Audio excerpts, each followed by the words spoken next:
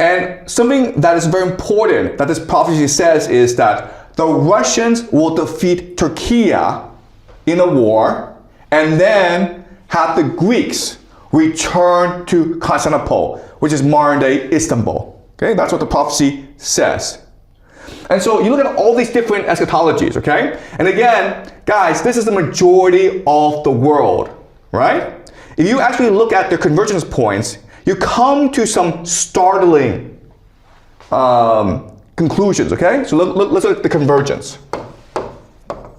All right, where do they converge? Okay, well, first of all, okay, where they converge is that the greater Israel project will be achieved, okay? Pax Judaica will be achieved.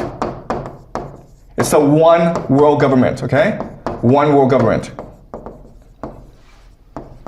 That is one major convergence. If that's true, then another convergence is the Al-Aqsa Mosque will give way to the third temple. All these eschatologies either say this or are indifferent to saying this, okay? They're not opposed to this, all right? So that's why I predict the Al-Aqsa Mosque will be destroyed because they need to build a third temple. Another thing in which they converge is the rise of anti-Semitism. Why? Because that will force the diaspora, the Jewish diaspora, to return to Israel. And this is very important for this eschatology, okay? All right. Another important convergence point is the war of Gog and Magog. We don't actually know what this is, but this war is supposed to be the final war before the return of God, before the end of history, before the end of the world, okay? What this war is, we don't know yet. But another thing this is that this war in Iran will lead to the war of Gog and Magog at some point, okay? What this war is, we'll discuss at a later time. Another thing that's very important is US and China are not part of this eschatology, okay? This is where everyone agrees. For whatever reason, the United States is not going to partake in future events. Neither will China, which means that something will happen to these two countries that will make them not significant anymore, okay?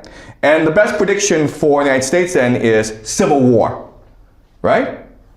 Okay, and this is where all these eschatologies converge. So in other words, this war in Iran is happening so that these different eschatological traditions can achieve heaven on earth from their perspective. All right? So what this means, so given this convergence, we can actually predict certain events that will happen over the next 2 to 4 years. Okay? Because they all want these things to happen together. All right? So let's look at some quick predictions.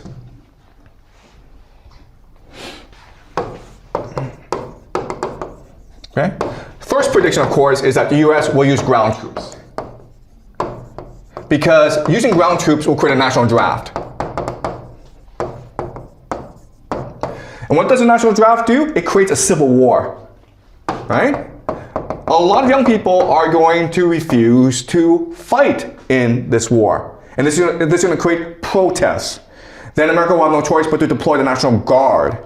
And this will create the recipe for a lot of civil conflict in America. Okay? Another thing that will happen is because you use ground troops, you will lose the war, and then CENTCOM, which is the American military in the Middle East, will then transfer over to Israel. Okay?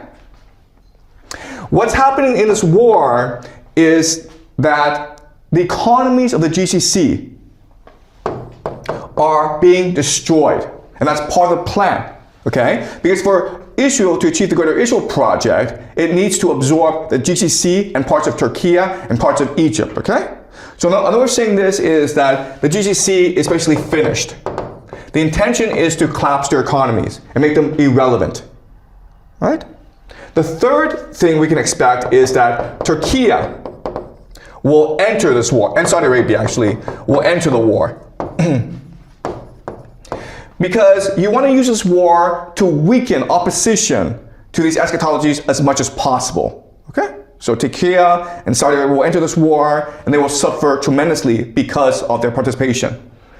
All right. Again, the Al-Aqsa Mosque will be destroyed. Okay? And then you have the rise of Persia. Okay? The rise of Persia. Why is this important? Because you need the Islamic world to unite against Israel for the end of days.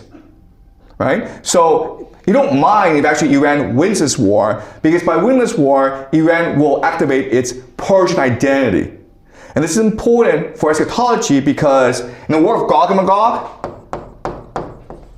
people are interpreting Gog and Magog, which will march against Israel. They're interpreting Gog and Magog to be Persia and Russia. Okay? Okay? Together they will march against Pax Judaica. Number 6 is that in Israel, you will achieve the Pax Judaica and the Greater Israel Project. Okay, so the Greater Israel Project and Pax Judaica are not the same thing, guys.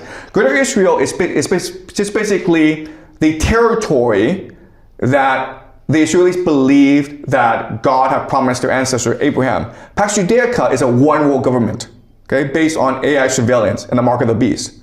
So what will happen is that Israel will use this war to expand its territory, and then what will happen is that capital, technology, will then start to flow to Israel in order to create the Pax Judaica. So think of companies like NVIDIA, Oracle, Microsoft, Google. Well, they'll probably transfer themselves to Israel because that is where the power will rest.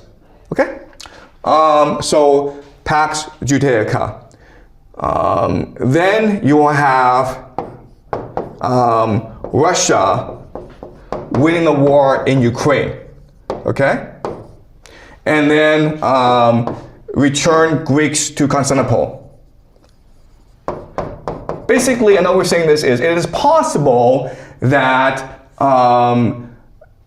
the Greeks go to war against Turkey, and then Russia supports the Greeks and return the Greeks to Istanbul, okay?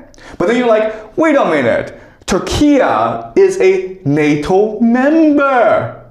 Well, we can also expect destruction of Europe, okay? The end of NATO, basically. So, this war in Ukraine, it's not just about Russia protecting its borders. This war in Ukraine is also meant to achieve Orthodox eschatology, to destroy Europe, to destroy NATO, so that Russia can achieve the Third Rome prophecy. That means the destruction of Europe. So I will discuss the Russian-Ukraine war later on as we go along, okay? But what I'm trying to show you is that just by, okay, analyzing the most extreme eschatologies of different religious traditions, you can then, from this analysis, pick out points in which they agree. Okay? And at these points, you can figure out then how they will affect current geopolitics to make certain predictions about how the war will progress, about how the world will transform itself in the next 2 to 4 years. Okay? So this is called the law of eschatological convergence. It gives us tremendous insight into why things are turning out the way they are. Okay? Because again, I keep on saying this, but purely from a geopolitical perspective, purely from a realpolitik perspective, this war in Iran makes no sense. But if you look at it from an eschatological perspective, then it makes perfect sense. Okay? Any questions?